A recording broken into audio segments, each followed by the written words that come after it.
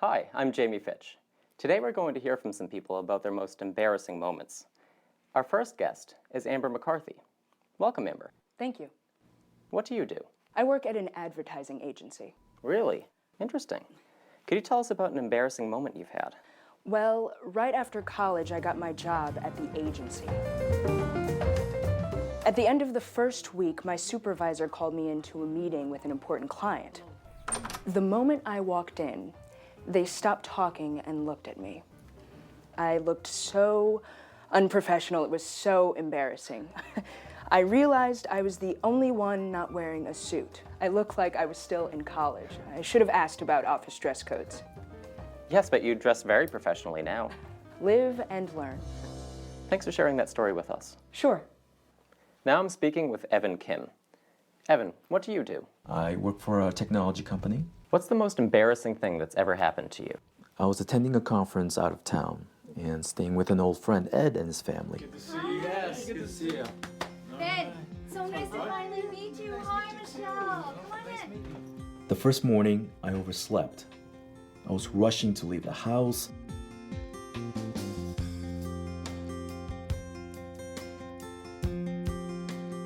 When I knocked over a vase and broke it.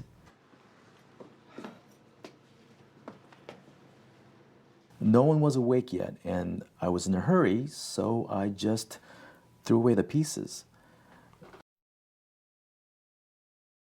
By the time I had cleaned it up, I was really late, so I left. I should have called Ed and told him about it, but honestly, I forgot. That night, when I got back to the house, Ed and his wife, Michelle, were having an argument with their son, Ben. They thought Ben had broken the vase and then tried to hide it. Ben kept saying he hadn't done it, but no one believed him. As soon as I realized what they were arguing about, I told them I was the one that broke the vase. Okay, you need to step forward, take ownership. Steve, this is family business. Ed, please, just stop. I broke the vase. I was so embarrassed. I had broken a vase and caused an argument. Oh no. Well, what should you have done? I should have left a note or called or something. I offered to buy a new vase, but Michelle didn't want that.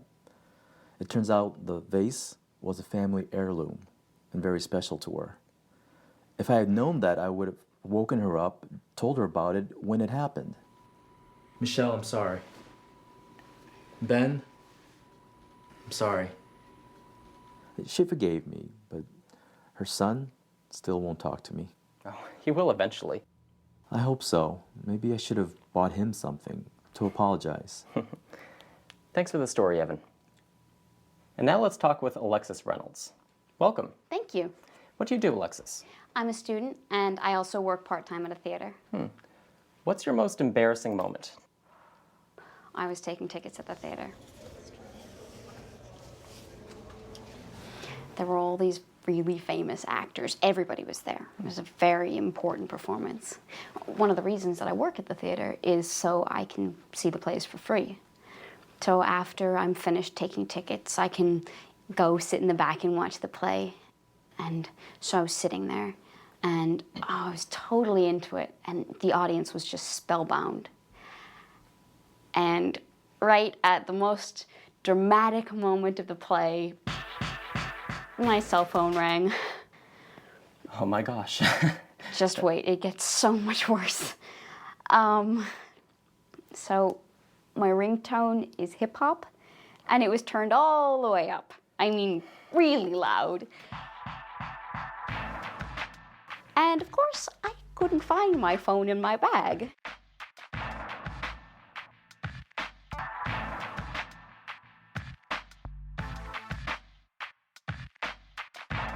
So by the time I finally found the phone, everybody was staring at me. It seemed like an eternity. I pretty much wanted to crawl under my seat and hide. I am so glad that my boss wasn't there that night, because if he had been, I would have been fired. Oh, that sounds awful. But you've recovered. Yeah, I have recovered, but from now on, my cell phone is on vibrate.